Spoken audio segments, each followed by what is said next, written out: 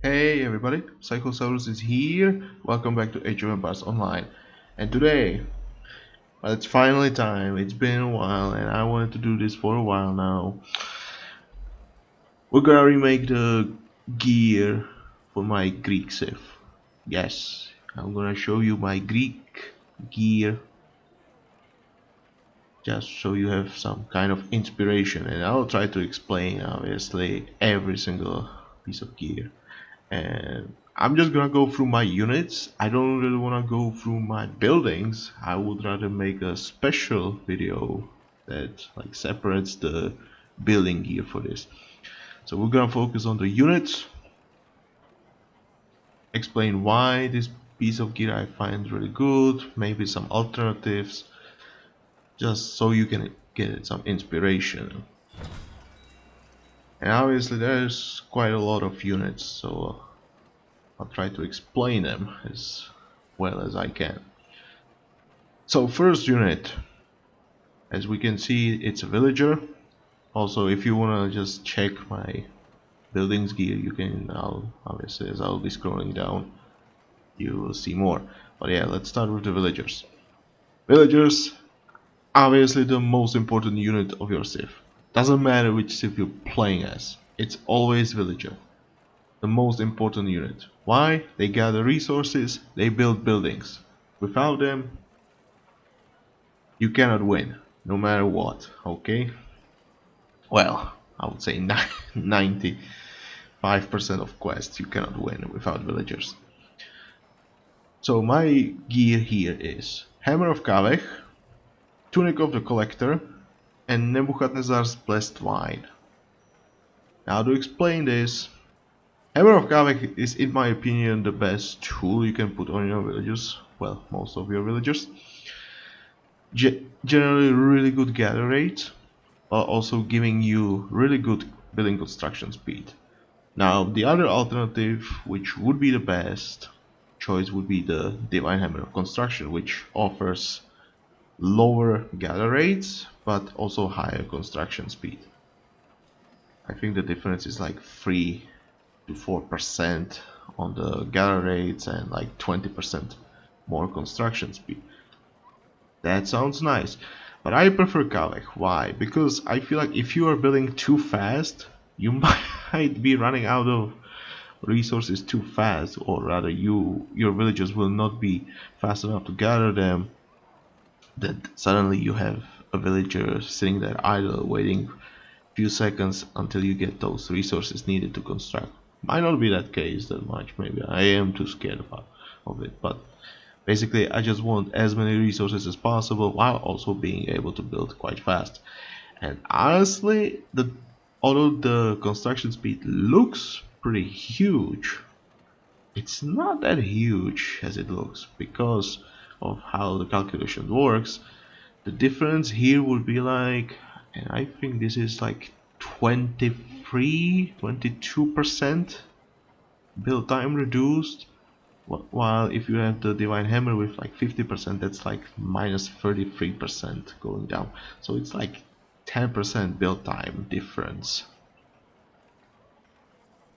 which might be huge, but when we consider something like Barracks, it's like 5 seconds, which, to be honest, is it that much?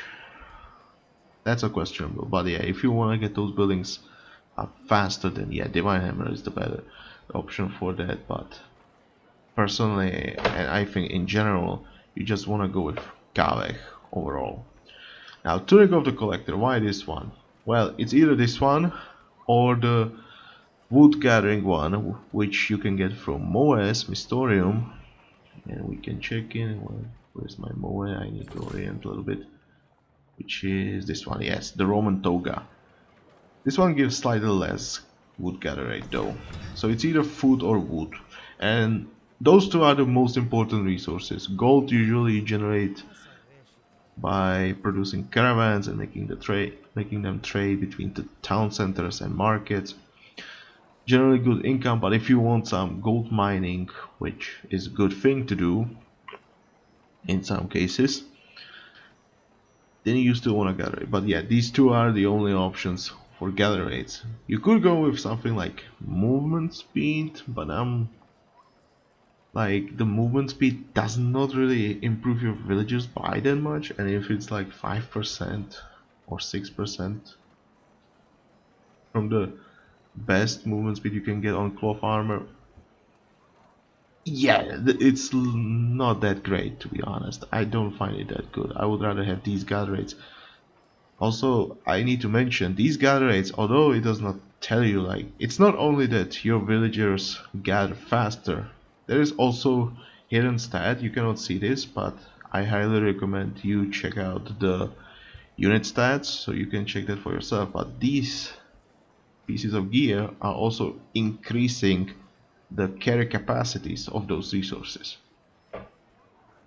Now, if I remember correctly, the Tunic of the Collector is like, the carry capacity is the same as the gather rate. For Hammer of Kavak, this is slightly less. I think it's like 14%. For the Divine Hammer, it's like 8%, I think. And if you want just something interesting to know, hey, Tools of Island is something past that. It has the full carry capacity, like equal to the gathering rates. So Tools of Island are for that, yay! At least something it's good at. But it's hidden there as well. So yeah, movement speed is definitely not that great choice if you ask me. I think it's just better to grab the gather rates for this. Other alternative would be the cost, which makes sense, but it's only good early as you are producing villagers and you don't have enough food early.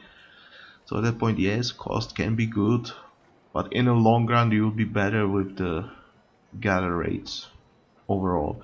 And the gather rates, obviously, more food, you don't have to invest it only into villagers, you can also invest the food into your infantry units or cavalry units and such. So in the long run you're gonna be better with the gather rates anyway, so definitely better choice in that matter if you ask me. Now obviously it depends what you're doing, but if you are someone like me who prefers to spam infantry units with some backline like Ballista, Gastraphetes, or maybe you like going cavalry a lot, that can be the case as well. Obviously you're gonna need a lot of food. So yeah, I think the food gathering, if you are someone who likes to spam, let's say, Babylonian chariots or Gastraphetes, you might be going into the wood cloth armor. That can work as well. Now food also helps because hey, you still need to produce the villagers, maybe some caravans, but yeah, you'll be more interested about the wood in that case. Unfortunately, I don't have that here. Maybe that could help me with Gastraphetes, but not always. Okay, in some quests I need to train something to defend myself early before I get there, so the food can be there. Yeah, I don't think there's anything else that would be good on villagers. Defensive ones just don't make sense. Usually you don't want your villagers to take damage anyway, so not really interested in protection that much. Gather rates it is, and in my case here it's food. And now for the labor gear. So Nebuchadnezzar's blessed wine. Alternatively, you could use cost and movement speed, but if you ask me, it's the training time all the way, and I don't really want to go into much detail why I think the training time is so much better, and I would rather keep this explanation into another video because I think it's a very interesting thing to talk about. Why I think it's really good. Now obviously training time is very good. The sooner you get your villagers out, the sooner you get your resources, the sooner you start getting those resources, the more you have, and faster you can be. The faster you can build your buildings, the faster you can get your units out. So in my opinion, this is definitely the best choice you have for your villagers. You can go with cost, I said that, but it's just like with the cloth armor. It's good early, it's good for your villagers. You'll be saving some food, which is nice for early game. Question depends, like, is it gonna be that good? I would say cost is gonna be better in those short runs, but in a longer run, you'll be better off with the training time. That's what I feel like. Like I said, this is something I need to make a special video about, because going to these is just, I would say, a little bit too complicated for this gear video. And alternatively, there's also movement speed, but like I said, I don't think movement speed is something you necessarily need on your villagers, and with like 7% from the Delian who, nah, it's not that high, to be honest, to make it worth the gear slot. So yeah, that's the villager. Let's move on to the Spearman. And this one is Heavy Spear of Sacrifice, Breastplate of Alexander, and Master Assassin's Gauntlets. Now, if you have watched my, I think it was the last video about specialization, I think that was the last one. You know, I was talking a lot about Spearman, and this is why I really like the Heavy Spear of Sacrifice. If you want more of the explanation why the Heavy Spear of Sacrifice, you can watch that. But yeah, I like that Spearmen are generally better again, or that they are generally good, but I like the Heavy Spear of Sacrifice because that just makes them, I would say, a lot better against cavalry. Like, takes few more hits to kill them, they do more damage to them than with just a pure damage. But it's not like nowhere near the strength of the Sea Avalanche Spear. But also, I want them to be good at destroying buildings, and that's where the general damage is good. Not always you're fighting only cavalry, obviously. So I just like them to be somewhat good in general, but still being a little bit better against cavalry. And then just Breastplate of Alexandra with the Master Assassin's Gauntlets, just to make them good in general. Obviously, health and damage, really good stats. I kinda dislike the cost increase on Master Assassin's Gauntlets though. That can be annoying, especially when we include the fact that these spearmen cost a lot of food. Like 45 base food cost is quite a lot. So increasing it by 9, that's a lot, okay? That's a lot. That's also why I like Thought in H2 Advisor, obviously I'm talking about, to lower the cost here. But yeah, it's a lot of food, and this also can explain why I like the food gathering here. So it kinda helps me with getting those spearmen early. But yeah, if you don't really want this, you want something different, like I said, you can go pure damage, you can go like Zahag, you can go Pharaoh Spear, you can go the Piercing Frost if you have that one. That one is, in my opinion, generally the best spear right now, although like maybe not early, but late game definitely. But yeah, pure damage, Zahak, Piercing Frost, I don't know what's there, is it Gilgamesh? I think it's the Gilgamesh one with the crit chance. That one works as well. If you want to specialize more, hey, what is it called? Not Gilgamesh, Rostam, okay. The Rostam medium armor to go with more of the anti-cavalry team. If you have the Ishtar's gem-studded Gauntlets of the Solstice, it's a long name, you can specialize them even more against cavalry, and then they can be cavalry killing machine. But then obviously remember, you're not always fighting cavalry, so if you will be fighting something else, you need to support them with other units. Whether it's Toxotes, whether it's Hippospast, you need to help them with that then. So careful with that. And yeah, I just feel like this is the best. Go in with the generally good stats, whilst lightly better against cavalry. Okay, moving on to the hoplites. Now this one is gonna be interesting. So yeah, I'm using the light speed of the piercing frost, Pluto's blessed war shield, Kuiras of Rostam, and Ishtar's gem-studded gauntlets of the solstice. Can we... Oh my god, I just don't know how to make this shorter. X-Goats. X-Goats. No. Just no. Ishtar's gauntlets. X. Okay, let's make this X. That sounds nice. Okay, so hoplites. Why these pieces of gear? Okay, and this is gonna go with the explanation with the Hippospast a little bit. But what I like about hoplites is that they can soak a lot of pierce damage, also a lot of crush damage as well. So they are pretty good tank units. But Hippospast can be also pretty good tank units. Hippospast are also cheaper, they are also faster. So at that point I'm like, what does the Hoplite offer me that the Hippospast does not? And that's the fact that Hoplites are quite okay against cavalry. They can do some extra damage to the cavalry units. I mean, they get over 2 times multiply with their champion upgrade and still be really good at soaking the damage, so they last a little bit longer. But yeah, the idea here is I specialize them a little bit more against cavalry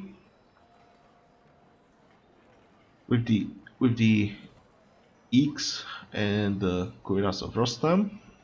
So helps to deal with additional damage, helps to soak some cavalry damage.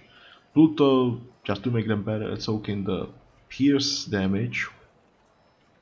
Honestly, I would go with the Golden Shield of the Lion here for the extra cavalry armor, which would make more sense to me. But I feel like a lot of cavalry units are not really that huge threat. If you take a look at most of the cavalry units, they can do a lot of damage, but it's not something really huge like, let's say, lancers or cataphracts who deal bonus damage to infantry.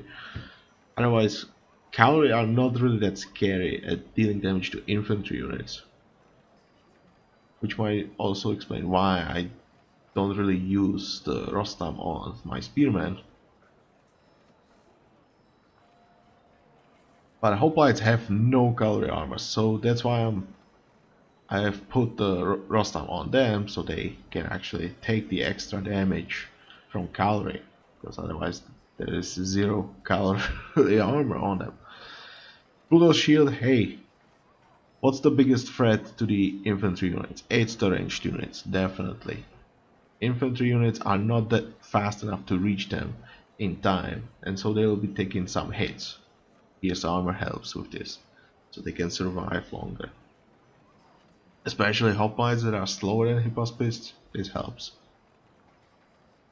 Obviously it helps that the fact that they already have some base pierce armor and get more from the champion upgrade. But yeah, having fewer extra hits from the ranged units can help you save some resources. And usually you support your hoplites with something, with some backline. Whether it's Gastraphetes, Toxotes, Ballista, all of those can help you a lot. And honestly, if you feel like hoplites are weak against infantry, all of those 3 units that I've just mentioned counter infantry units. Toxotes has some bonus against infantry, Gastraphetes has some better bonus against infantry, Ballista splash damage helps a lot against infantry.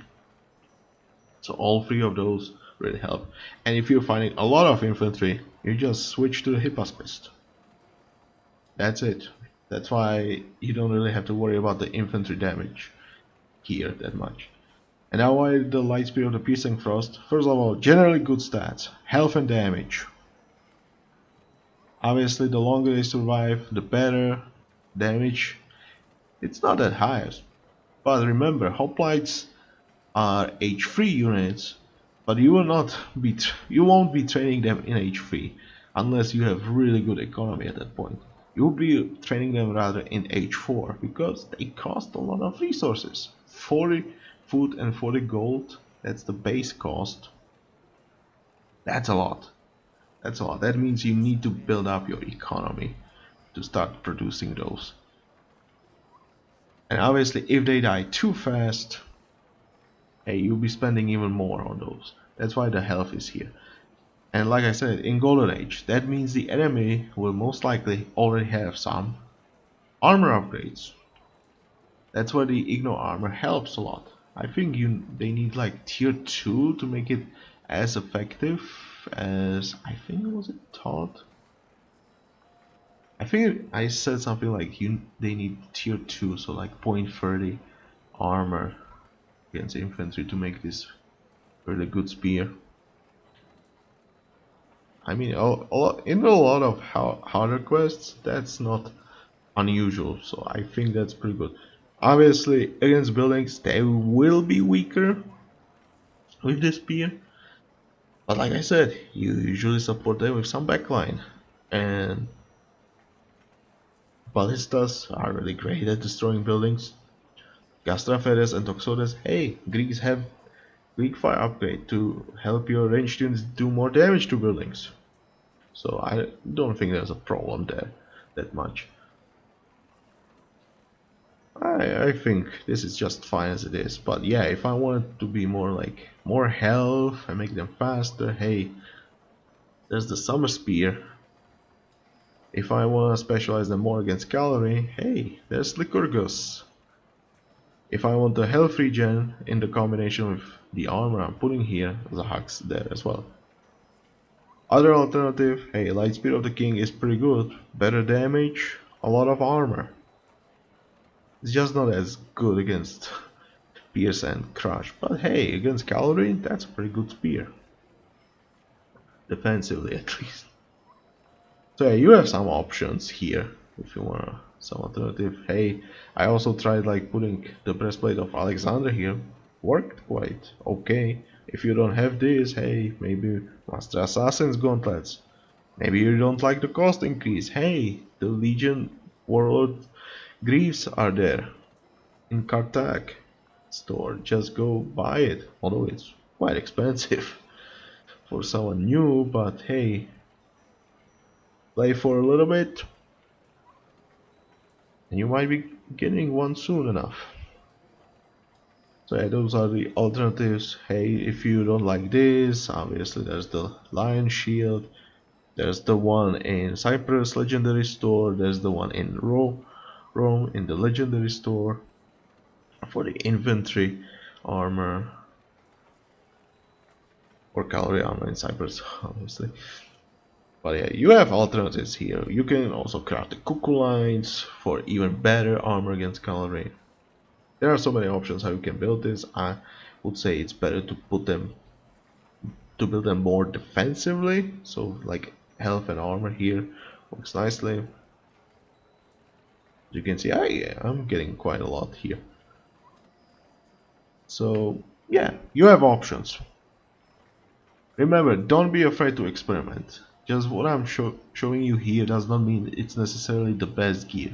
Always remember to experiment. See what works best for you. Okay, let's move on to the Hippospast. Now here, Sword of Tiberius, Pluto's Blessed War Shield, Breastplate of Alexander, and Master Assassin's Gauntlets. Now, you might know from my videos that I like Hippospast a lot. Especially, you could see me start playing them a lot more once the Sword of Tiberius came out. And this is seriously one of the strongest swords you find in the game. And why is that? I mean, just look at the numbers. Health and damage, damage would be fine, but the health is just really high.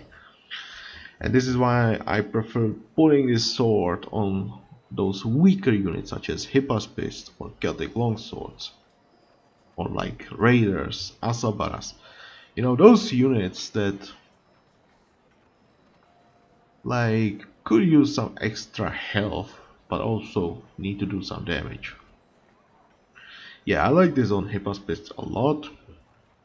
In general, before the Sword of Tiberius, I was like looking at the swords, and yeah, Hippospast either did okay damage but were dying too fast, or they didn't do that good damage. So with this sword, it works. You could argue with like something like Zahak's sword, but if you ask me, the unit without the Tiberius does not really have that much health, and if they will be dying fast anyway, what's the point of having health regen on them? They just won't really utilize it. So for those squishier units, which most of the early units are, I think Tiberius is gonna be the best choice. And like with this build, you can get easily 1000 health on your Hippospast, which is a lot for this unit. Remember, they also get some extra health from their champion upgrade. They are also quite fast. What's their weakness is obviously the ranged units. That's why I'm using the Pluto's Blessed Shield here to help them deal with the pierce damage. It works really nicely. It looks cool on them. In my opinion, this is one of the best shields you can put on your units. And obviously, it's not only ranged units. Hey, some siege units deal pierce damage as well. Buildings, those deal pierce damage as well. Like, come on, there's a lot of pierce damage in the game, and it's definitely easier for the player to have multiple ranged units attacking your units than having multiple melee units attacking your units, obviously thanks to the range. So the pierce armor, in my opinion, helps a lot here. And like having 1000 health, you get extra 140 from this shield against the pierce. Hey, that's quite nice. And then yeah, generally good stats, health and damage. Obviously, you can make them more tankier. You can go with the Delian Archon. You can go with the Gilgamesh for extra infantry armor. You could go with the Esfandiar, but in my opinion, Esfandiar's Divine Breastplate is not really that good piece of gear. Well, if you play co-op, a lot of those older legendary quests where the enemies have multipliers, then that would be the situation where the Esfandiar is really useful. But other than that, just I just don't feel like there's enough reason to pick this armor for your infantry, because usually, yes, there are counters towards infantry, but usually it's infantry and you can just support your Hippospast with Ballista or Gastraphetes again. So that makes it easy for those units to take out those counters, and the Hippospast will do the job against the rest. So yeah, I just feel like there's not enough reason for me to pick the Esfandiar. If you play co-op classic quest, hey, it can be good. But I just feel like for infantry you don't really need that bonus range protection that much, and obviously you should use the Norse level 40 milestone adaptiveness for the bonus range protection to help your unit survive. But yeah, you don't really need the Esfandiar here. So like I said, the Gilgamesh, Alexander, Delian Archon. If you want, look out some other medium armors. These are the alternatives, in my opinion, the best ones. Usually you want Hippospast to like be your front line, maybe counter infantry, but remember to support them with your backline. And this is where Greek infantry is really good at. They have okay damage, but most important, they can soak a lot of damage. So usually you want your infantry supported by some backline, ranged or siege. It's up to you. And yeah, the soldiers get again health damage. It's really good. If I had it's not the Ishtars, it's the Ras gauntlet or whatever it's called. The anti-infantry gauntlet that can be useful here as well, make them more anti-infantry. Also, you could pick from the Roman legendary store the Augustus. It will offer less health, but Hippospast will be much better against infantry. That can work as well. I just don't like the loss of health, but it could be okay in some scenarios, just as an alternative. And again, you can just focus more on the anti-infantry team here. So again, from the Roman legendary store, grab the shield. That can work as well. But let's move on to the Toxotes. First ranged unit, finally. Infantry behind us. So yeah, ranged units. So I have the longbow of Actaeon, I have arrows of Amenhotep, I have divine high vizier's robes and master assassin's gauntlet. In general, I prefer the high damage, so my unit just takes out the enemy units as soon as possible. Obviously with more focus against the infantry with the arrow, but I would say in general really high damage with more focus against infantry. I'm not really worried about the range that much, that's why I have the Actaeon only. Because I like to use Toxotes early just to get fuel to help me defend in some quests. I don't really do it that often these days, to be honest, but yeah, sometimes it can be nice to have few of those and you just wanna take out the enemy units, and obviously it's not always only infantry. Sometimes you fight cavalry, sometimes there are some ranged units. So doing damage to them is quite important, but yeah, you could argue against ranged units. You could use range, that's true. Obviously, as a ranged unit, there are too many alternatives for the arrows. There are some alternatives to the bows. Obviously, you can specialize more against infantry with the Theseus. If you want more range, hey, both the Master Hunter or the Martuk's bow if you have that one. You can go crit, obviously, full damage if you visit the Rakotis store.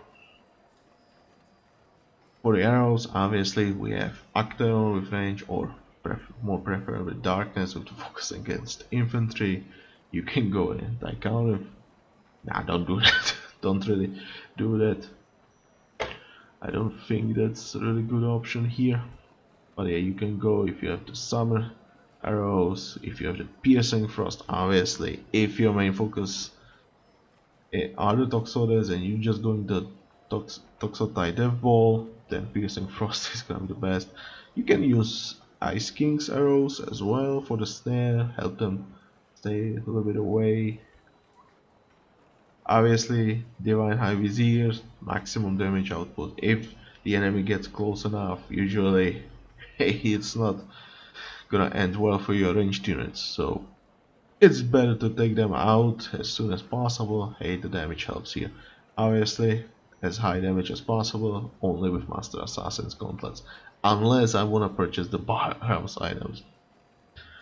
Which I am seriously against those. I don't really wanna buy those. It is an option. Hey, if you want those, go grab those, but I'm against those because they are too strong. But yeah, high damage with some focus against infantry here. Let's move on. Hippikon.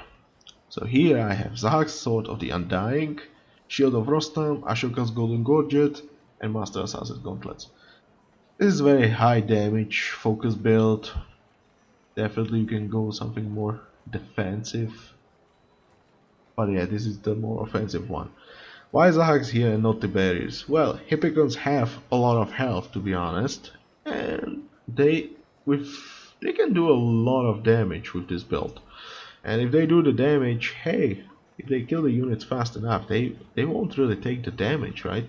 Unlike Hippospast. Hippospast like does that only against infantry, but what if they're fighting ranged units? Hey, they're gonna die really fast. So not really good option there, but for Hippikons who can do a lot of damage, especially in large groups, I think Zahak's a little bit better here. Obviously, Shield of Rostam, if you want the highest damage output, this is the best what you can get. With the crit chance, 2.3%. Hey, I have a chance to burst them. That's pretty nice. This is, in my opinion, the best offensive shield you can get, so putting it here is definitely a good choice. Ashoka's Golden Gorget. Hey, once you complete enough quests, you can get it for yourself, so yeah, if you want the highest damage, this is definitely the best damage output you can get. But yeah, the health is quite low in comparison to some other light armors. Alternatively, hey, you can use Garshasp's Golden Gorget, the triple GS. That's also a really good alternative. You lose the damage, but hey, you have higher crit chance, so that works. That's pretty okay. Obviously, Master Assassin if you want the best damage output you can get. What are the alternatives? Like I said, you can use Sword of Tiberius here. You can go something like Scatax. You can go like the sword from the Cypress store. There are many good alternatives. Just pick some generally good sword. You don't really want to specialize here because Hippikons are generally good cavalry units that do a lot of damage. If you don't want the offensive one, which Rostam is the best one, then obviously you can pick something more defensive. Could be Pluto, but if you're using Apollonius, Legendary Advisor, you don't really need the Pierce armor here, so I would say go either infantry armor or cavalry armor. If you want some alternatives for the light armor, like I said, the guys ask for the offensive one. For more defensive purpose, I would suggest go with Minotaur over anything else, but obviously you can go with Bellerophon for the cavalry armor. You can go with Sargon for extra pierce armor, but again, if you have Apollonius, you don't really need the pierce armor here. Or you can go to the Roman store. I don't remember what that one is called. I think Aeneas? Aeneas might be it. And just go with the infantry armor. That can be just fine. I just think the bonus range protection here is the best. Now, why for cavalry and not for the infantry?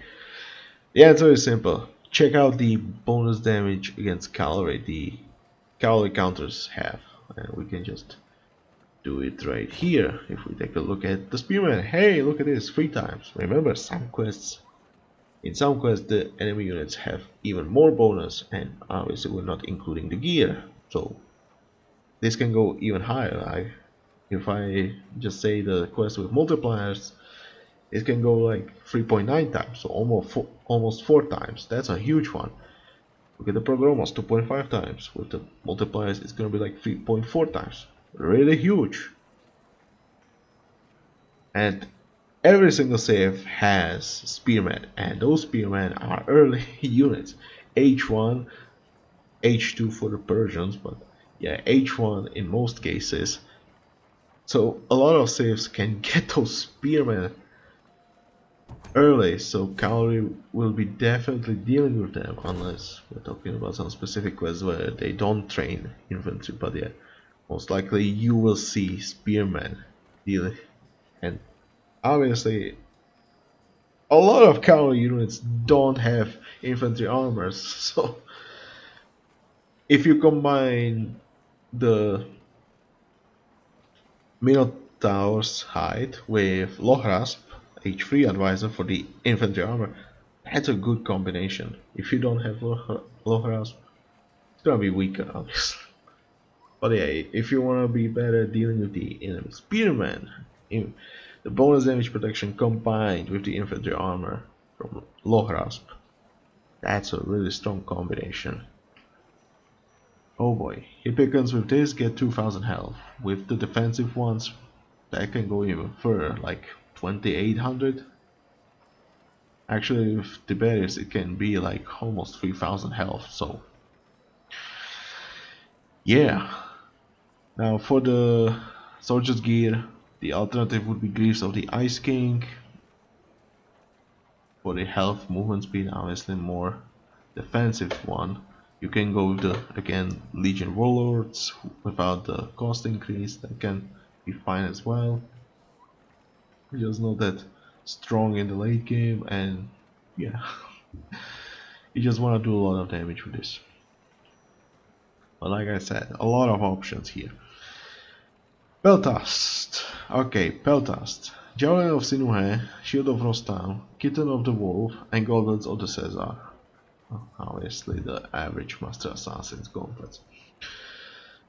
Yeah, I just like Peltasts to be better counters against ranged units, although usually you won't see, most of the players won't really go for Peltasts. Usually you have like Toxotes doing already a good job that you won't really go with Peltasts, plus Peltasts have very low range for ranged units.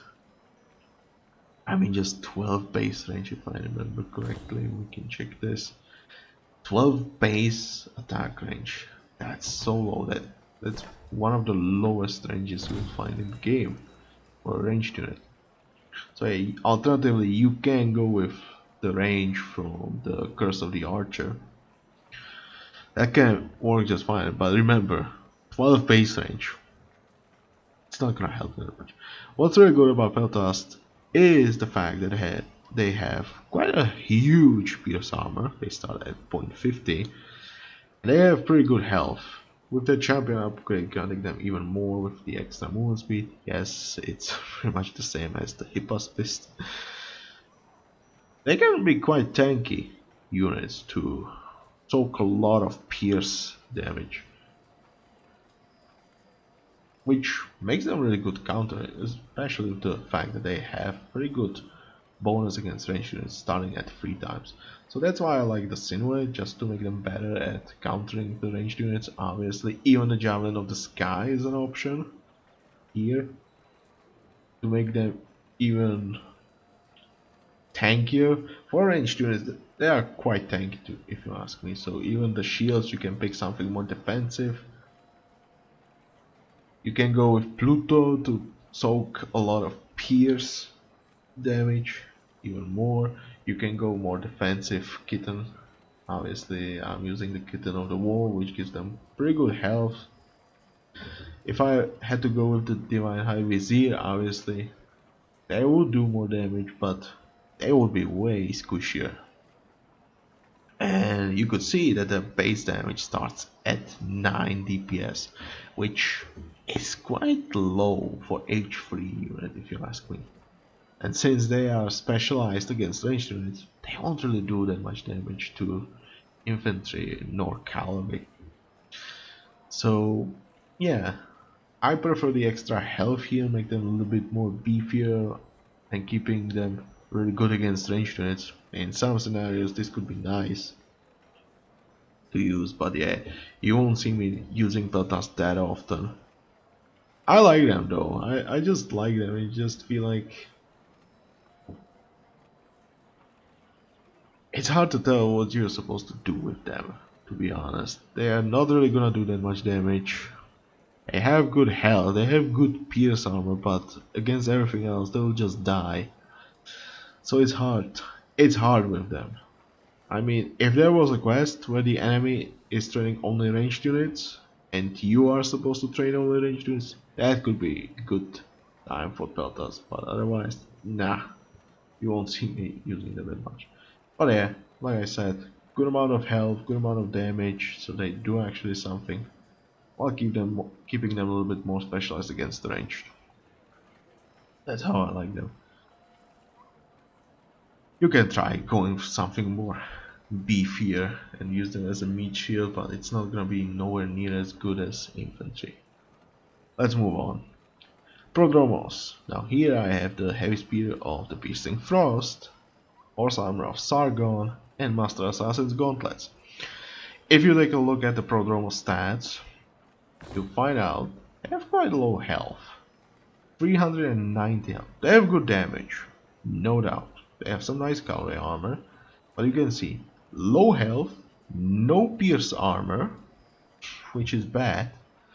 If you compare to the Sarissophoroi, even less health than a Sarissophoroi. That's crazy.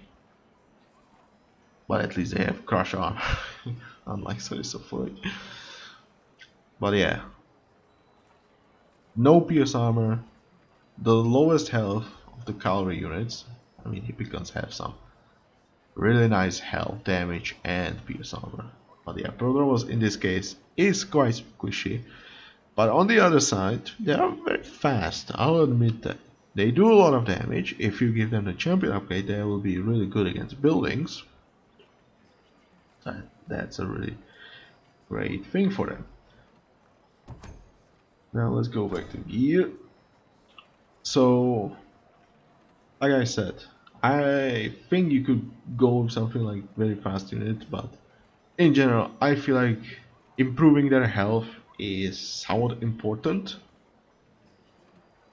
and giving them some extra pierce armor helps a lot. Most likely you will not really fight enemy units with Prodromos, but you will just run by and try to take down the enemy production. You won't really fight units that much. So for that reason, I'm using the horse armor of Sargon.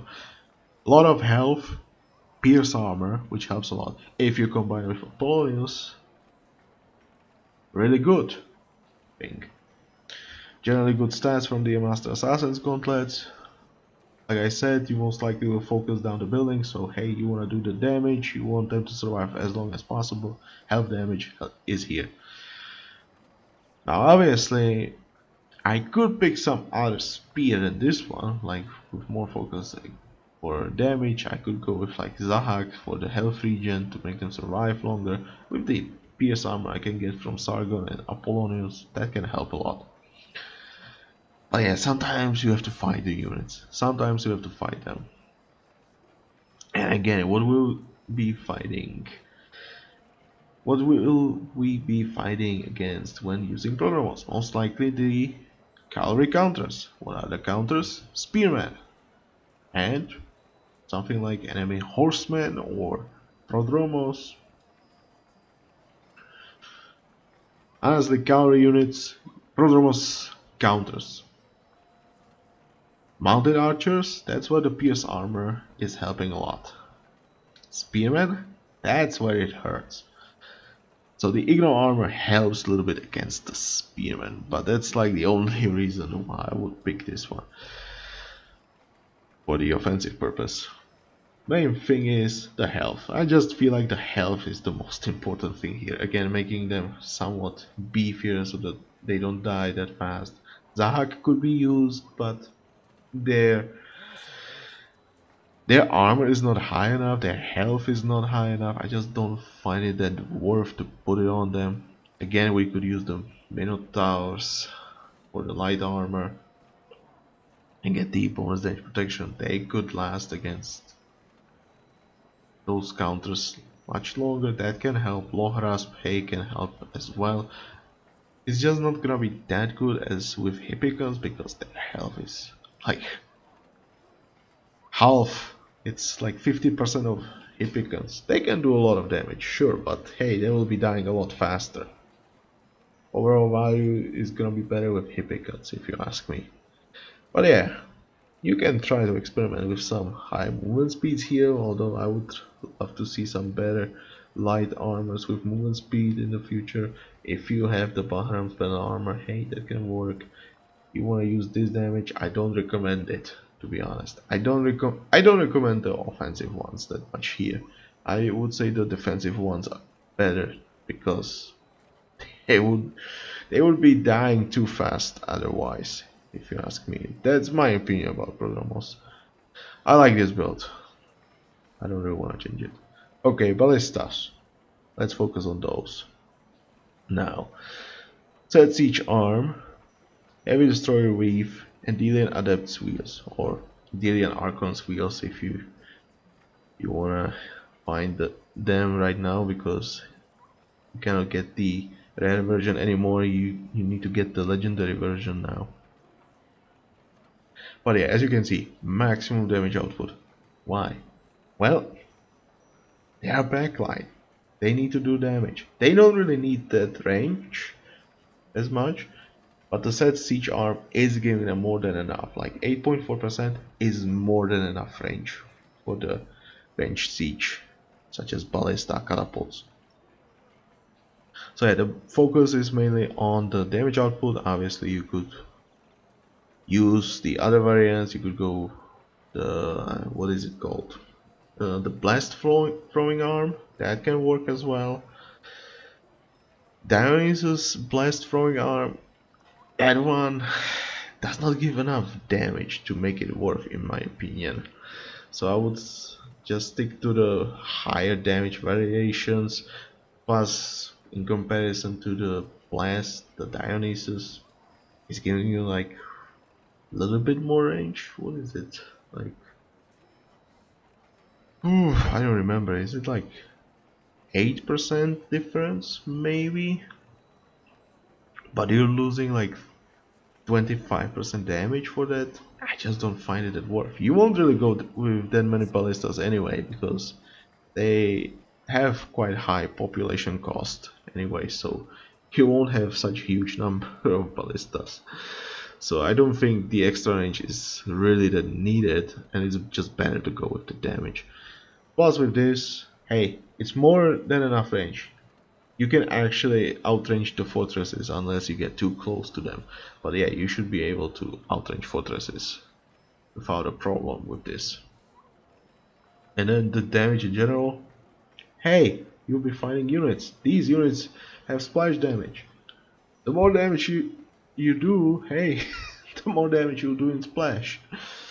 So yeah, taking out the units with these shouldn't be a problem. Obviously, if you want to try some specialization here, there's not much specialization. It's either against buildings or not. Okay. So either range, damage, or bonus versus buildings. You don't really need the bonus versus buildings here. Ballistas will do more than enough damage, and since they do crush damage, they can do a lot of damage to buildings. So I think this explains really well why these. Obviously, you can go with Marduk's throwing on, but if you do that, I highly recommend using Seleucus for H4. Okay, don't use Themistocles. I tried it and it did not feel good enough. With Seleucus, honestly, that high damage was quite notable there. But yeah, otherwise, just full damage. Themistocles, let's go. Moving on, Battering Rams. Ram Head of Knum, Legion Warlords Armoring, and Legion Enforcers Wheels. Put it simply, hey, this is the best damage output you can get against buildings. The best Ram Head against the buildings, 100%. That's why Ram Head of Knum. Rams can attack only buildings. No other explanation needed. If you want to go some more defensive ones, hey, there are some. There is a Ram Head with mostly just giving health. I think it's the Ram Head of Furies. I think that's what it's called. That one gives a lot of health. So if you want just a lot of health, that is an option as well. If you want Pierce armor, I'm asking why. But yeah, Delian, it's not Archon, it's the Delian Ram Head. Okay. In fact, if you're fresh level 40, that's probably the best Ram Head you can get, the Delian Ram Head. Just visit the Delos, visit the Delian store. It's there, it's not that expensive, and to be honest, before the Ram Head of Knum, it will be more than sufficient. Now why Legion Warlords Armoring and the Enforcers Wheels? Maximum health. Why? Because Rams need to get close. Once they get close enough, they'll be taking damage. You want them to last for as long as possible. Dealing with fortresses, that's gonna take a while. If you see 30,000 health of fortress, yes, it will take a while. Those rams will be taking a lot of damage in the meantime. So yeah, getting a lot of health on them works. I just like this build, okay. Okay, a lot of health while doing a lot of damage thanks to the ram head of Knu. But a Dillian ram head here can help as well because the pierce armor it offers helps with dealing with the buildings, and that's most likely what you will be attacking. You can use the rams to soak the pierce damage, but the AI usually is smart that they will ignore the battering rams, so not really something for that. Biggest issue I have with rams is that they cost a lot of resources. That's the biggest issue I have with them. Otherwise I would be fine using them a lot more often. I can use them like once in a while. It's nice, they feel good, but they just die too fast, and for the cost it does not feel worth it to me to like what's the word?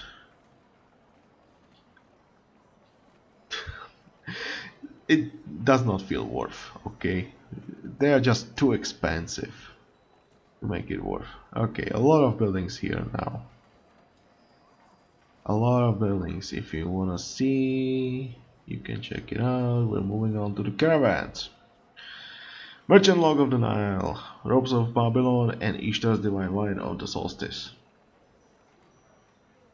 Now, Merchant Log of the Nile. Why this one? Because it is the best merchant gear you can put on your caravans.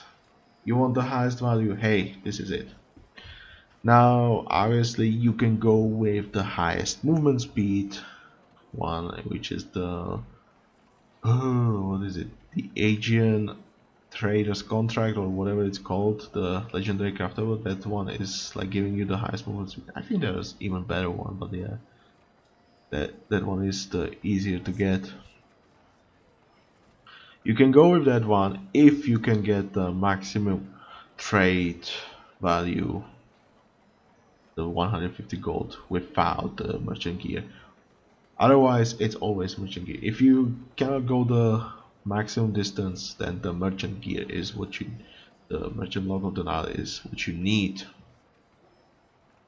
Obviously, you can move the markets a little bit closer if you are reaching the limit easily. This is gonna be just the best merchant gear you can put on your caravans. And I think I need to go more into detail in some other video because oh boy, this video is going on for a while now. Ropes of Babylon, why this one? Why not movement speed? Hey, I like to get them caravans out as soon as possible. And have you seen the cost? 50 food, 50 wood? They cost quite a lot of resources. So making them cheaper was like, hey, I can save a lot of resources here. It's much easier to keep the production going. So that helps a lot. That's why I like it. Obviously, movement speed helps but it won't pay off for a while until you like generate the extra resources. You won't really see that though, but yeah, you will get the extra resources thanks to that movement speed. It's gonna take a while though. If we consider, hey, it takes you this long to generate 100 gold, now with this you will get 3 extra. You need to like make this equal to like 11 of those. I mean, it's there, but yeah, takes a little bit of time to get there. And why Ishtar's Divine Wine? Well, this one offers movement speed. This is really good stat for caravans. You want to get the movement speed, that helps a lot. I could go with the maximum movement speed as well. I think this one was mainly for trying it out and just picking it somewhere because, like I said, it's not really one of the best labor gears. It's just trying to do what Nebuchadnezzar's vine is doing and making it weaker and just giving it movement speed. I just don't really pick this one, okay? Either go the movement speed or go the training time, one of those. This is like something in between of those. This is like the training time, but in the long run it will still give you some value. That's how I describe it. It's fine to use it here, but It depends, okay? How fast you wanna go. You going for long run or short run? Okay, moving on. Fishing boats. Nets of the Argo, Setred sacrificial arrows, artificers iron plating, and hull of Khufu. So maximum efficiency with this is like good for like medium distance, but this is the Greek fishing boat. You get all the fishing boats upgrade. So I like this one a lot more. If it was like something weaker like Persian, I would go with the movement speed more if I was going for the longer distance. But yeah, I would say if you're going just for a short distance fishing, then the higher the gather rate, the better it's gonna be. And again, this is the similar thing with the villagers. This is also improving the carry capacity. Again, you should check it out in the unit stats. I'm not 100% sure about the values here though. I don't think I ever checked that, so make sure to check that out for yourself. But yeah, if you're just going for the short distance fishing, then you just want to go the Nets of the Moon because that offers the best gather rate. If you're going a little bit further, Nets of the Argo, and if you go even further, that's gonna be the. Is it the? It's not Delos. It's the Farafra Oasis one, the Council one. If I'm not mistaken, the Council Nets. That's the highest movement speed. So if you're going for a really long distance, the movement speed is gonna be there. Okay, so there's sacrificial arrows. These are the only arrows that offer cost reduction. Alternatively, hey, you can go with the Hades from OS for the movement speed. Again, movement speed is pretty good if you're going for a longer distance. Most likely you will go longer distances with the fishing boats because obviously it's harder to build the docks closer than the storehouses. So yeah, going with the movement speed helps a lot here. But yeah, I like to make them cheaper because one fishing boat costs 100 wood. Early game, that's a lot of wood to be honest. So I like those sacrificial arrows here. Artificers, iron plating. This is the highest movement speed you can get on the plating, and to be honest, there is no better option for fishing boats. If you're going for the economy, unless you're doing something silly like, hey, you're going fishing boats only against the Fire Oasis, you can do that. And Destroyer Archer actually did this one. She actually has released a video with that, I believe, so you can check that one out if you want to see. It was using in the Celtic milestones. I think it was the Celtic fishing boats, and I think only Celtic ones can do that, not really the other ships, because you choose only one Celtic milestones from Celts, so probably not as easy for the other ships. But yeah, they you can try something like that, but obviously I do not recommend that. Fishing boats are mainly your eco units that can help you a lot with the food income. Obviously movement speed is the best option here. There is no cost, there is no training time here, which makes me sad. But yeah, artificers iron plating is the best choice you have on the fishing boats right now. Hull of Khufu. Now, obviously, you can go with the oars of the Hatshepsut for the movement speed. Again, if you're going for the longer distances, I prefer Hull of Khufu because of the discount. You don't really care about health, you don't really care about the damage, you care about the cost. Again, I said 100 wood per fishing boat. Minus 20% means minus 20 wood cost. That's huge if you ask me. That's already pretty huge discount. That's why half Khufu. Alternatively, if you have the Ashur's rather of the Solstice, this is the next best thing. It includes the cost, it includes training time, and it includes movement speed. It's not as high as with the Hall of Khufu, but because of the training time, one fishing boat Fishing boat takes 30 seconds to train. That's the base training time. So training time here, it's like 3 seconds. That's pretty good for a fishing boat that can have like 2 food per second gather rate. 6 units there versus like 7 units of wood. I think the training time pays off quite nicely with the movement speed getting it sooner. So in the long run, I would say Ashur is gonna be much better than the Hall of Khufu. So this is like the best thing, but if you don't have it, Hall of Khufu is the best thing you can get. You could go even with the pure training time as well, if you want to. That can work as well. But yeah, these are the best choices in my opinion for fishing boats. Moving on, merchant transport. So merchant log of the Nile, arrows of Germanicus, artificers, iron plating, ores of Hatshepsut. This is gonna be pretty much the same as with the caravans. So merchant log of the Nile is the best merchant gear you can have. Artificers, iron plating for the highest movement speed, because there's nothing else that would be as good as this. Also Hatshepsut for the movement speed. Obviously, if you're trading with the merchant transport, going back and forth, hey, movement speed is the best thing. Obviously, we can again go with the Ashurs rather of the Solstice here. That would be really good because hey, one of those costs 150 wood, I believe. I think it's the 150 wood, which is nice. Obviously, we could go with half of Khufu here as well. But yeah, with this, I think 30 seconds train time as well. We can check that real fast. Economy, yeah, 30 seconds, 150 wood. That's the next best thing. So definitely an option here as well. But yeah, generally faster movement speed. Why arrows of Germanicus? Well, one argument could be, hey, you use these to drop your units on the other side of the water.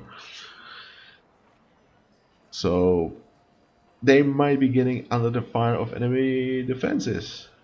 Having some extra health heal here helps a little bit to make sure they drop off the units. That is one reason, but yeah, to be honest, I just don't have better arrows right now here. So if you want something better, it's again the Hades arrows from the Moes. If we take a look, it's this one, or not Hades, Jupiter's. I called it. Yeah, this is like 2.6% movement speed, which is not that high if you ask me. It helps, but it's not that. I think Hades is the epic version. That's why I get it confused. But Jupiter's arrows. For the movement speed, obviously trading movement speed makes sense. Okay. Moving on. Priest. Now, the Greek priest in general, I think, has one of the highest conversion ranges because of the upgrade. Yeah, 20%. So that might explain a little bit why this bit of solid gold staff. Obviously, this priest can convert, which is the main purpose of the priest. You could use them for healing as well, so healing staff here as well if you want some other conversion or like faster conversions against some specific units. Obviously, you have the, is it Hermes Diamond? You can go with the, I don't remember the epic one with health and siege conversion rate. You can go with the Ice King. You can go with the one from the Roman Legendary Store. There are a lot of options for those conversion ones. I just like the maximum range here because they already have the one of the highest ranges thanks to the upgrade. Getting even more here helps a lot. Helps them keep the distance, you won't be losing them that much. Which calls the Ropes of Babylon and the Sahag's Idol. Ropes of Babylon, just to make them cheaper. You don't really need that huge health, you don't really need that armor because you have the long distance. But obviously if you have shorter distance, you might need to update the cloth armor here at least for something more defensive. but at cost, make them cheaper, train more. And then Zach's Idol, this one in my opinion is the best priest item you can have, just in case they take some damage. Hey, they can regenerate the lost health, plus there's a cost discount to 10%. Again, spend more priest, a little bit of extra health. If you don't have the Zach's Idol, then obviously you can go with the tablets, whether it's the one from the console in Farafra Oasis with maximum health. I think the epic one can even get more value if I remember correctly for some reason. Don't ask me why, but yeah, that's a thing. If you have that one better, it's just like 0.2% difference, not that huge. That is an option. You can go training time as well. You can go even the one from the Kartak with the infantry armor. That is an option as well, so your priests don't die that fast to melee infantry damage. It is an option. There are a lot of options, but if you have the long range, you don't really need the defensive one. That's why I have the cost. If I had shorter range, yeah, maybe more defense would be nice. Alright, triremes. Both the Master Hunter, Commentorius' Burning Arrows, Tryphon's Reinforced Sidings, and Asho's Rudder of the Solstice. I think both the Master Hunter explains itself. Hey, you want the huge range because these units are quite huge. If you're going for a lot of those, yeah, you will just have a lot of those. And if you don't have the range, they won't be attacking. You're losing the value. Why would you do that? So maximum range here. Mardukes could be an alternative as well if you want a faster fire rate, but most likely you'll be microing these so they don't get hit really. Commentorius' Burning Arrows. This is the best arrows you can put on your arrow ships because of the damn multiplier against ships. Like 20% multiplier against ships. That's so huge. This is the best arrows you can put here. Alternatively, it could be Piercing Frost, and maybe the Summer Arrows, the Asher's Arrows of the Solstice for the entire building damage. But if you have the Piercing Frost, pick the Piercing Frost, okay? I mean, here it depends what you're using the triremes against. If it's mainly focused against ships, which is gonna be like a 80% times, or rather 70 to 80% of the time, Commentorius is gonna be better option. But if you will be attacking buildings a lot, or maybe won't be finding enemy navy but like land units, then yeah, Piercing Frost is gonna be the better option here. Tryphons, obviously I usually go with pure triremes. I'm not really mixing in anything else, even though I should go with like 5 ships plus the triremes, so it's like a good combination, good mixture of the units. But usually I just go the triremes purely. This is where I just go the health and damage. I could go with the maximum range here as well, but I just prefer this one a lot more. But yeah, if I need the range, I just switch it to the range. And Assure's Rather of the Solstice, why this one here? Let's just say I was experimenting a little bit in the Battle of Alia Legendary Quest, and I just dislike how expensive the arrow ships can get with the Haddad's Remarkable Haul. Like, I mean, okay, I get the damage, but they also cost even more than the damage value is, like 23% higher cost. Have you seen the cost of these units? They cost 250 resources in total. Just getting like 20% more. That's another 50 at least. Just damn, that's a lot of resources. That's why I wanted to try more with the train time. So I just get the arrow ships out as soon as possible. So I was using the epic one a lot more. But then Ashus came out and I was like, yeah, let's put this on the arrow ships. See how it works. Works pretty okay. Cost is obviously great because 25 resources, or rather more, but yeah, more than 25 discount. That's pretty nice. They get out faster, which I think is like 25 seconds. Yes, so 10% train time down, that's pretty good. Plus movement speed, hey, that can help them micro a little bit. That's why, but yeah, if you're looking for some alternatives, for this one, I already mentioned here, they're not really, they are not really better alternatives than these. Unless you want like pure damage here, but I don't recommend that because that makes them too squishy if you ask me. But the alternative, it's the loadouts. I don't think there's anything else unless you want just pure train time or movement speed here. These two are gonna be your best choices here. Let's move on. Okay, Ballista Trireme. Marduk Siege Arm, Ishtar Scarf Plating, and loadouts. I kinda like this. It's definitely an alternative to more preferred long range ballista triremes, which obviously I would just replace the plating, but I like this for the damage output. Okay, I just feel like they attack too slow, so the attack rate here helps a lot, which is nice. I don't really feel like I need the damage because the damage difference does not feel that like the difference is not that huge. Okay, so I feel like the attack rate here helps a lot more. Just to use them more against buildings, obviously I can go with pure damage, I can go with the maximum range, which also makes sense and makes more sense if we are trying to destroy the inland buildings, the more inland buildings. This can help, that can help a lot, but yeah, this is like more pure damage output.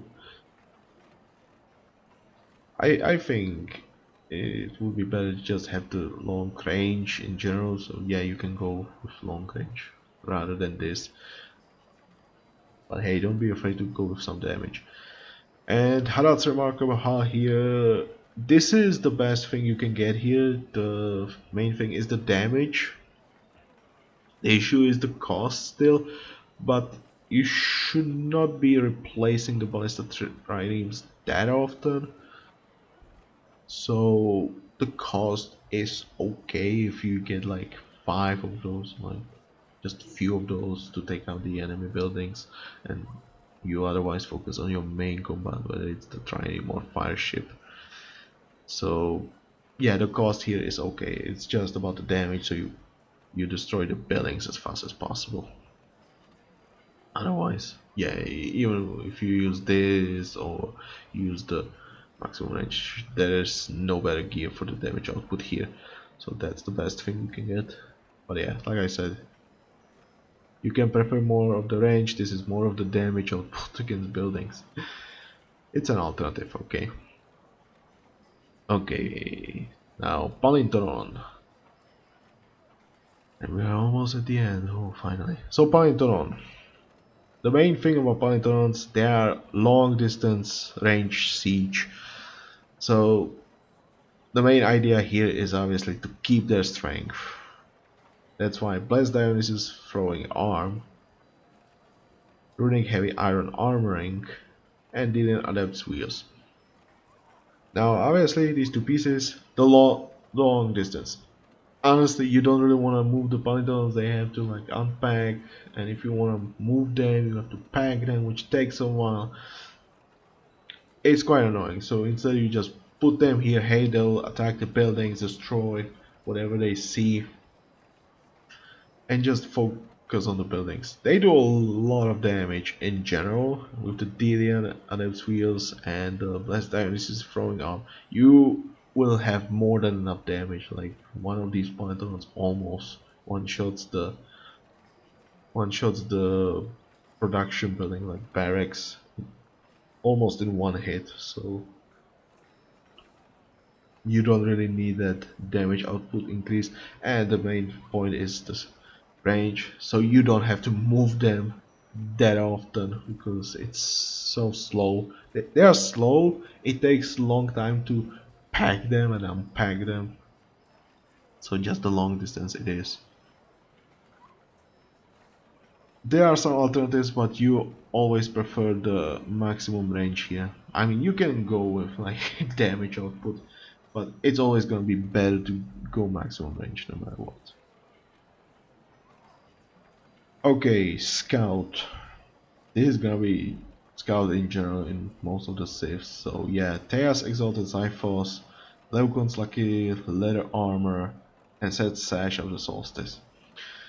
Basically, line of sight, so I can see everything I can. These two items, obviously, you need to get them from Moe, which is annoying. You get this, Xiphos, and the Lucky Leucon. Obviously, different icons because I have the old versions. But yeah, they are the same items. So those are from Moes if you want these. Otherwise, take a look for the cheaper variants. I think there are cheaper variants. Alternatively, you can go health, you can go movement speed, you can go health region here. You can specialize them more with the anti-infantry and like, yeah, most likely you will want to prefer the line of sight so you can just scout the area as fast as possible. But yeah, movement speed, armor and health, that can be good as well. Okay, don't be afraid to try that out. It can work in some quests. Hey, you forget that the scout was there, but you gave it extra health. Hey, it can survive a little bit longer. Now with the set sash of the solstice, there is one issue, and it's the fact that this one was out only for one summer event. So you might not be getting this one anytime soon. Who knows, maybe it will come back this summer event, I don't know. Who knows, okay, if it will ever come back. But if you ever get this, line of sight, really great thing for scouts. Movement speed, really great thing for scouts. Health regen, 6.5 health per second, really huge for your scout. You can use the health regen to fight enemy hunt, or not enemy, to kill the hunter boss. If you take some pierce damage randomly, you can just get away, heal up, and then continue scouting. That can happen as well. But yeah, this is gonna be the best thing. If you don't have it, then you can go with the lookouts. Oh no, it's the Lance of Menace, I think it's called. And I have those. I don't think I have those here. I have them here. Yeah, Lance of Menace for the really huge line of sight. If you see the enemies before they can attack you, hey, you can save your scout. Just need to pay attention to him. You can go the movement speed or health regen, but those are only rare items. So yeah, anything scout special around level 25 is really good if you're looking for those. Hey, Moes is there, you can go try out your luck there. And to be honest, getting level 25 items, rare ones, is not that hard at Moes. It just depends how often the scout items drop. Might take a little bit to get the right ones. But yeah, there are a lot of scout ones. I think the damage one here, which can help you with the hunter balls. You can go movement speed, line of sight, health regen. There are quite a few options. And that's why it's making me angry that there are only 2 droppable items for at level 40, and they are both legendary ones, which is it's just so silly to me that you have like early levels, you have like this one uncommon item, then you have just the series of rare items, and then just level 40 2 legendary items. Like, you don't really have options for scouts at level 40 that much.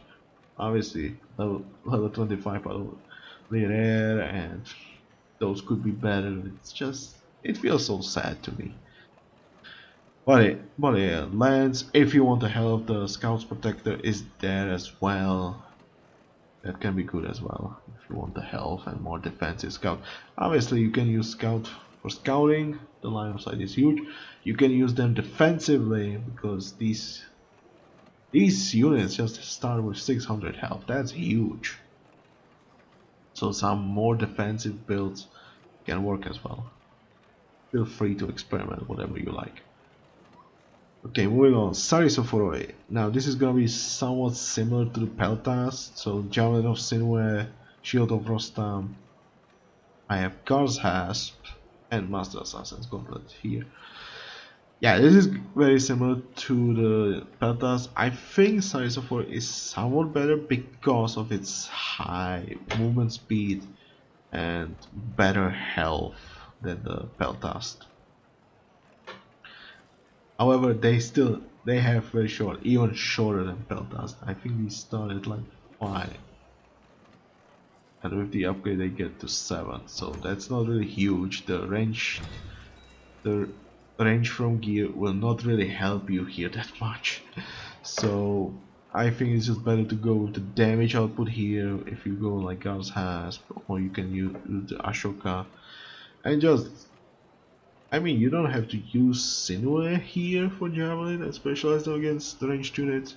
You can just go pure damage. You can go the Sky again with the health.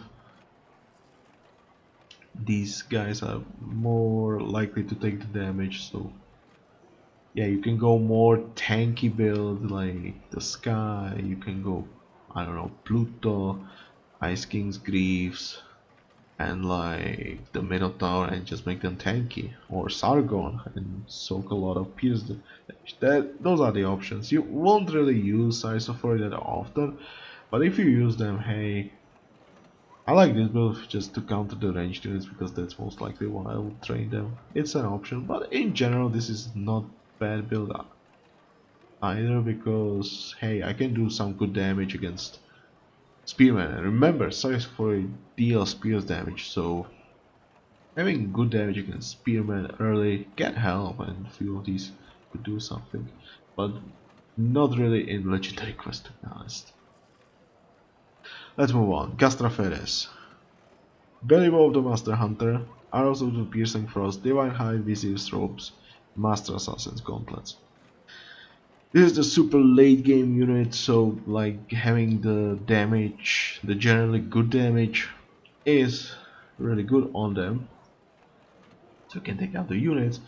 Piercing Frost, because this is the best arrow you can put on your ranged units 100%, because generally good damage, maximum range is also really good, but most important, the ignore armor. This will keep your ranged units very strong late game once the enemy gets the pierce armor upgrades. This can help your ranged units with the high pierce armor units, and most important, this helps your ranged units with the buildings, which is insane. So this is definitely the best choice. If you want something a little bit more defensive, the arrows of the Ice King are the option here. Why defensive one? Because the snare will help your ranged unit keep the distance. But yeah, Gastraphetes has one really nice ability, and that is they fire almost instantly, like at the start of their attack animation, which makes them very good, because even though they have low movement speed, they are actually much more mobile than, let's say, Toxotes, because you like stop, press the stop button, they attack, and you can instantly move them, and they can keep moving, either back or forward, doesn't matter. They can keep going at that point, and then you press stop again, they attack, you keep going. So even though it looks they are slow, they can keep going at all times.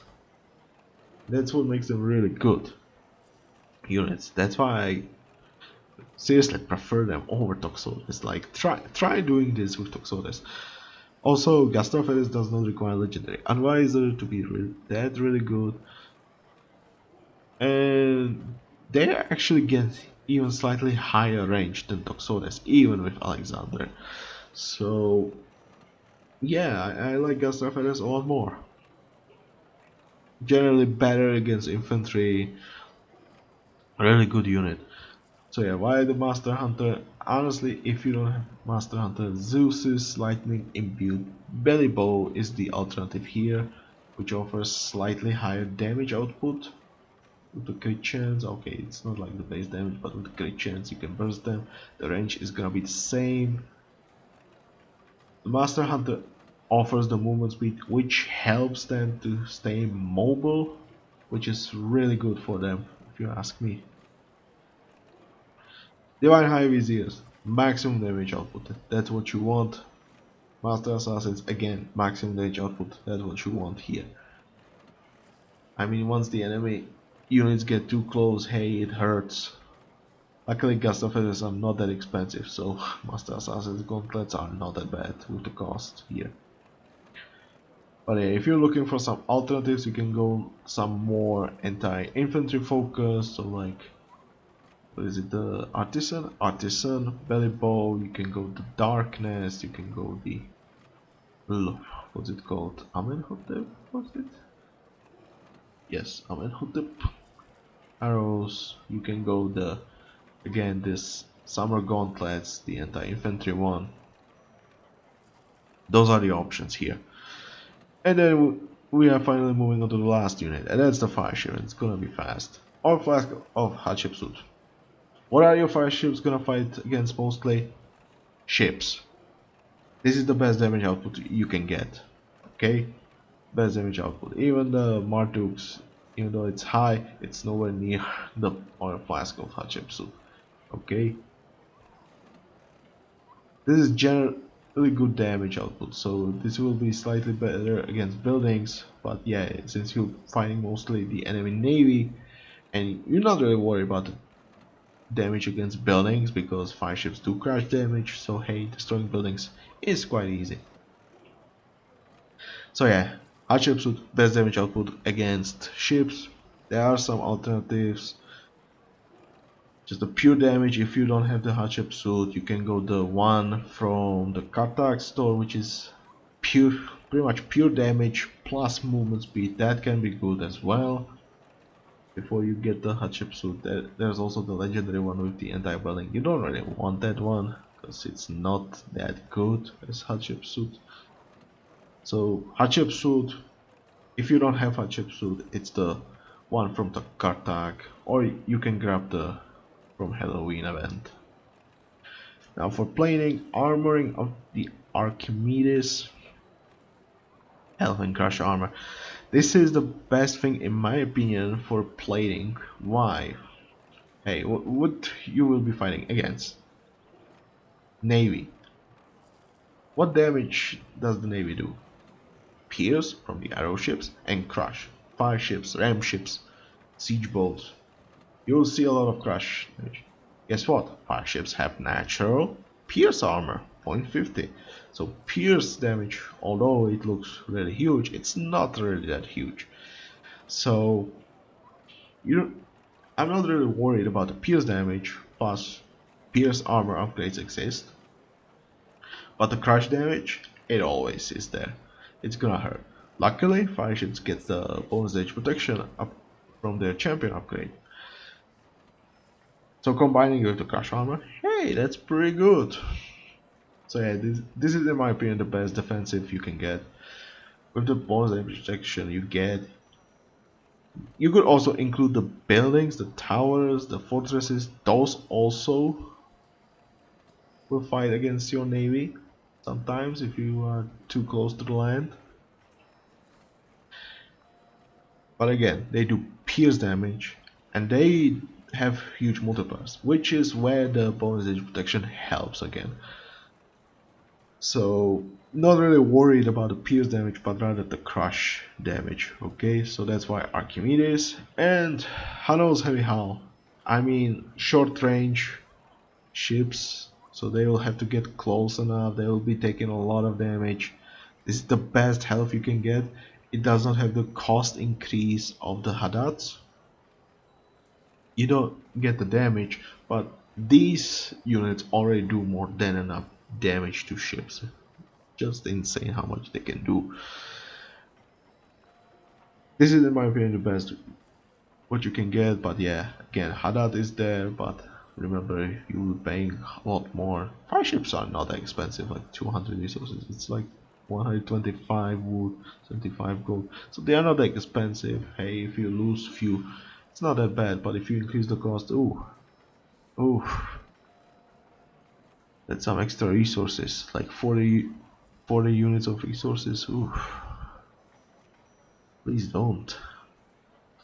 This, hey, they last a lot longer, like almost 40% longer. Ooh, that's nice. No cost increase. Ooh, yeah, that's so nice. Oh, I love that.